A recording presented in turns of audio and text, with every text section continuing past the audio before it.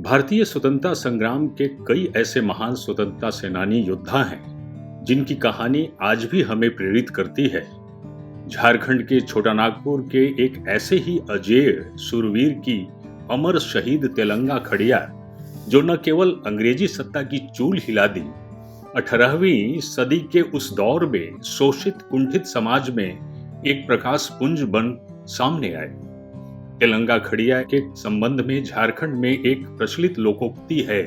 तेलंगा खड़िया चाले नु बरचस, नूला कोरचस, बिल्ली दरचस, देश नमः जगोतर मंजा, समाज नमः जगोतर मंजा। अर्थात तेलंगा खड़िया धरती में आए और धरती में बैठ गए, समाज से बैठक की और दीप जला दिए।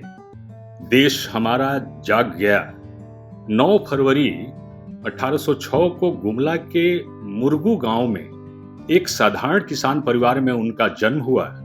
वे बचपन से ही साहसी, निडर और बेवाक थे। उनकी इसी निडरता और वाकपटुता के कारण उन्हें खड़िया भाषा में तेज बलंगा कहा गया, जो बाद में तेलंगा बन गया। संघर्ष की आवाज, इनकलाब के नारे जंगलों, पहाड़ों, झरनों में चाहू ओर गूंजते रहे हैं। तेलंगा खड़िया अपने पिता के साथ बहुत सारे स्थानों पर आया जाया करते थे।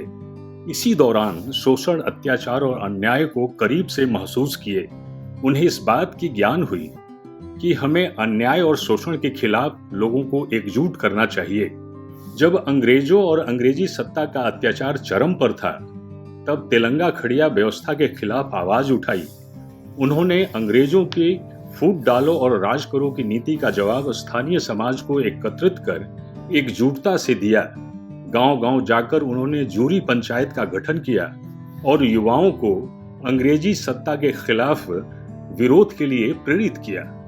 वे सिसई के मैदान में हर सुबह शाम युवाओं को तलवार, लाठी और तीर धनुष चलाने की ट्रेनिंग देते थे।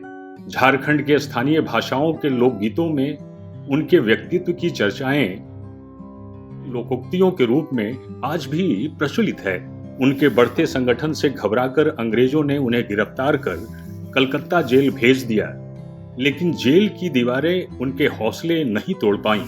रिहा होने के बाद वे फिर से अपने अभियान में जुट गए। 1850 से 1860 की अवधि के दौरान उन्होंने अंग्रेजों के विरुद्ध स्थानीय लोगों को प्रशिक्षित किया। 1857 के आंदोलन के दौरान औपनिवेशिक शासन के विरुद्ध गुरिल्ला युद्ध में लगभग 1500 प्रशिक्षित लोगों की एक सेना का गठन किया।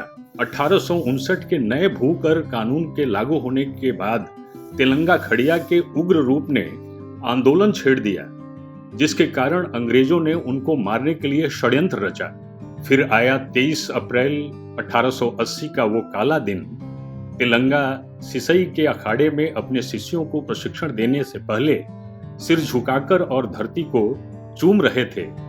तभी अंग्रेजों के एक बिचौलिए ने झाड़ियों में छिपकर धोखे से उन पर गोली चला दी और वो शहीद हो गए। इस वीर ने अपने प्राण मातृभूमि के नाम सर्वस्व के लिए न्यौछावर कर दिया। वह स्थान आज तेलंगा टोपा टांड के नाम से जाना जाता है।